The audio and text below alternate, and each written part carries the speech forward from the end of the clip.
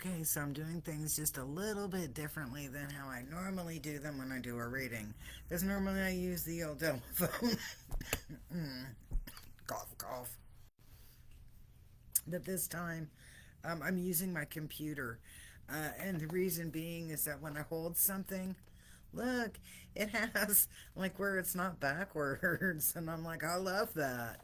But so I'm going to try it this time. Now, it's Friday afternoon, and it's that Friday. I need to quit smoking, right? It's that Friday that, um, you know, of the new moon, and so yeah, Matt and I have something that we're gonna do tonight. And just he needs to be here soon, but yeah, Matt and I are going to do a little something something up here at the office for full moon, not new moon, full moon.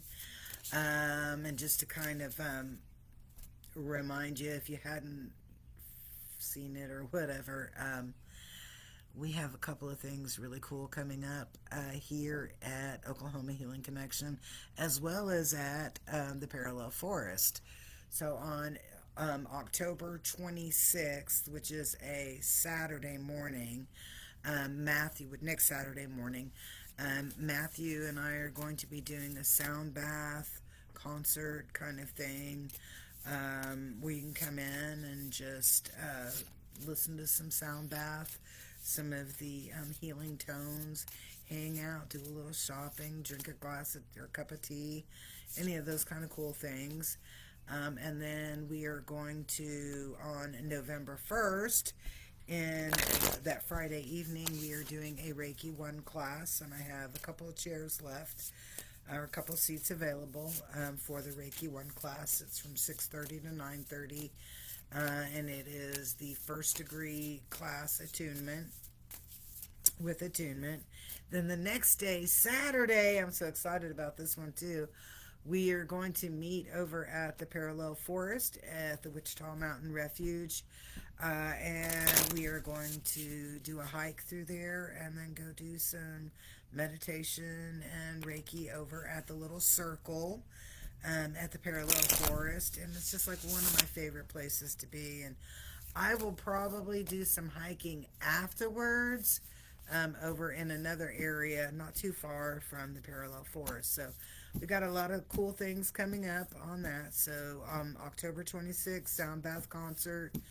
November 1st is Reiki. November 2nd is over at Medicine Park / the Wichita Mountain Refuge, that we will be doing doing the hike and meditation. What's some of my favorite things to do? I love that place. So I'm really looking forward to going. So I'm inviting you. We don't have any fees on the 26th or on the 2nd. They're, technically free. You're always open to leave love donations for us, because we certainly do appreciate that. And then the Reiki first degree class is only $50. I'm not doing the paper certificate. I'm doing just the electronic one. So you can print that out and keep that in your own records. I had a lot of people that would lose their certificates and want me to reprint them and etc. And I'll just be honest, it got to be really kind of expensive for me. So all my certificates will be done electronically. For whatever reason, I am using the Woodland Wardens deck today, and that's the deck that I had picked up during my working over at the lake this summer. I really enjoyed that. I really loved working at the lake. Don't get me wrong. Love the venue. I just, there were just parts of it that I really wasn't that happy with. And I really missed being here in Oklahoma City, or just being in my sacred space. I really miss that. So, all right. So without further ado, let's take a look at this and see if we get any cards come up. So, asking, hey, what does our weekend look like? What do we need to know? That's usually my favorite phrase to ask when I'm doing a reading or doing any kind of healing, shamanic, soul journey, whatever, is I always ask, what do I need to know to help this person? What do I need to know to help them? And I find that when I ask only what do I need to know on that one, what do I need to share, that I have a lot better results. And that, okay, we're starting to get some cards, yay. That we have a lot better results and that their healing usually moves a little faster. I don't want to micromanage things that I don't need to be micromanaging in somebody's healing. And so when I just say, show me what I need to know, that's what I get to see, and that's what I'm looking at here. Okay, show me what I need to know. And we're just getting cards coming out. But, okay, A, B, okay, there's that. Anything else that we need to know? Okay. All right, so I'm going to do these, I think, in like rows of 3. And, actually, okay. All right, so interesting weekend already. Man, the first card. The first card here, as you can see, is the martin and the foxglove, and it says mischief. And the message was like, this is a weekend to have a lot of, this is a weekend of a lot of potential fun. You need to define what fun is, okay? The obstacle in this is that rooster and, what is that, sunflower. I was like, what kind of flower is that? That rooster and the sunflower, and that's a big communication. You know, roosters, my roosters crow at 3 in the morning. So the rooster is always communicating this need or what's going on, what we need to have happening. And then, I love the sunflowers because the sunflowers are just this big, huge staple in any garden or farmer's garden. And what we see in here next to this mischief is that, well, I guess it goes this way for you. We've got mischief, and then we have this rooster upside down, and it's a communication. And what I'm looking at in here is that this is going to be the start out of a hell of a weekend. And I get that Blind Date, that Bruce Willis and Kim Basinger movie where, she drinks a little bit of alcohol and goes nuts. That this is a really high potential for high craziness going on, things being a little bit, more than a little bit, being out of control, in a party, good-hearted, lighthearted manner, but things kind of are out of control. And then we have the porcupine coming in here, and it's with the anemone, and it's about boundaries. And so this is saying that you're going to be introduced into a scenario that's kind of like cut loose, crazy, all over the place, and you're going to have to reel it back in to a sense of reality. You're going to have to really kind of push for boundaries to bring things back under control, because at this moment, this party's going to go whack. It's going to go crazy all over the place, and you're going to be the one that's going to have to bring everybody back into control. The introspection with purification are coming up next, and when I'm looking at these, we've got the weasel with the pine, and then we have the trout with the lily of the valley. My mom loved lily of the valleys. And the message that I'm getting in through here is that you're going to have to work pretty dang hard on your own to kind of bring grace back into this situation. You're going to have to bring grace back into the situation. So, I don't know if anybody's ever had like a lot of kids, or been in a position where you're managing a lot of kids, and you go on a trip. So let's say you're taking a road trip with the 8th grade class, and you're the 8th grade teacher, and you go in and the kids are acting crazy, you're the one that's going to have to bring everybody back under in control and within that boundary. And you're like sitting here going, all I wanted to do was go on this trip and go to Six Flags, and it was going to be fun and everything was going to be great, and this is all a freaking nightmare. Okay, it's a freaking nightmare.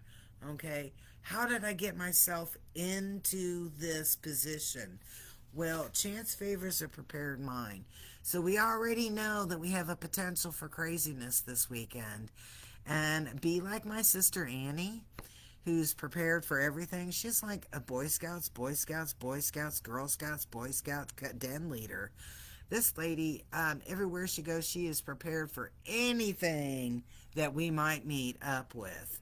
You know, body, mind, and spirit. She's got everything prepared. And this is saying that you need to make sure that you have everything prepared and ready to rock and roll.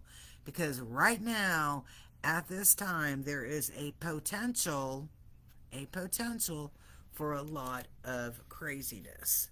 So let's kind of take a look at where is that coming from? Where is this like need to go nuts coming from? And it's not really much with you. It's about what's going on around you. And I'm going to say it's stagnation. Stagnation is something that, it's kind of like being stuck in a routine, doing the same thing every day, every day, all day, and never really getting an opportunity to cut loose or to go run and play. Well, I'm thinking about kids. If you keep kids in the classroom all day long and they don't get to go out on the playground, they start acting like crazy fools. So this is the same thing, is that we, your circle, your people, the people that you're hanging out with, whatever, y'all have been way too stagnant. You're not moving. You're not doing things. You're not, I'm going to say talk is cheap. You talk about doing this, but nobody gets up and does it. Okay, so you're sitting there and you're trying to figure out, why you got this angst, why you got this energy, and you keep trying to hold it back, and I'm gonna, what's the word I want to use? You keep trying to cull your energy. Maybe you don't feel like it's the right time, the right place, whatever. You cannot do that, because what's happening is that the people around you have been culling that energy and pushing it down and denying it. And then now we're going to go nuts and go crazy, and it's going to be a Mel of a Hess, a potential Mel of a Hess. Um, what do you do creatively to bring them all back into alignment? And I'm like, okay, so you've got some games, and it's really not games, but you're going to be able to kind of pull from out of thin air a manner, a way to bring everybody back into alignment, back into a place. But I'm going to say that you're probably going to have a couple of issues with people that don't want you to act like their house parent. That you're not their boss. Don't tell me what to do. I mean, and it's just kind of like that energy there that they're going to be a little bit resentful of you curtailing what they perceive as fun. Wow, through there. And where does this all end up in? At the end of the day, they may be curtailed on all of what's going on for them because you're bringing them back into a reality. But I'm going to say you got two good things. You got nourishment, and then you got romance. So we've got the finch and the peach with the with romance. And then we have the antelope and wheat for nourishment. And I'm like long standing, long acting. Ooh, but you got some romance coming in. So even though you might have to be fixing everybody else's minutia and getting everybody else back into alignment and back into a good place and safe place and not doing stupid things place, like please don't let your friend that's, yeah, some people don't need to be going out on the dance floor by themselves, and that's your friend. But regardless of all the external things that you'll have to be working on, it is a good weekend for a little bit of romance. And don't forget to nourish that romance. You know, you might want to put some pheromone spray on. Maybe put on one of your favorite tops or blouses, shirts, whatever. And strut your stuff. Let your swag come through. So, peace, love, and harmony. I hope you enjoyed this reading. I did it a little bit differently than I normally did. So, we're just going to see how it comes out. Peace. I love you guys.